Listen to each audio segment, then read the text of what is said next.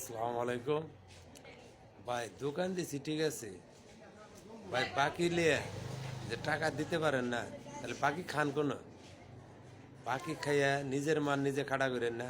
আর একটা দোকানদারে আপনারা হেরে এমন মধুর কথা বলেন, দোকানদারে তো নিচে মাথা দেয়, মনে করেন যে আপনার সদাই ঠিকই দিয়ে দেয়।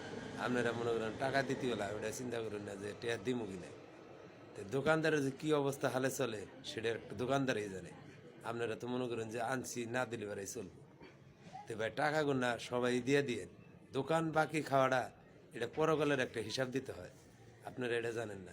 একটা দোকানদারে কোনো দিন হিসাব জীবনেও দিতে পারবো না, অথবা কাস্টমারের জীবনটা বইরেও হিসাব দিতে হবে যে মানুষের বাকি আনছি, টাকা দিতে পারিনি।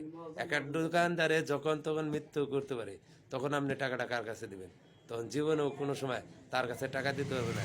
এই জিনিসটা চিন্তা ভাবনা করেছিলেন, সবার টাকা দিয়ে দিন। আসসালামু আলাইকুম।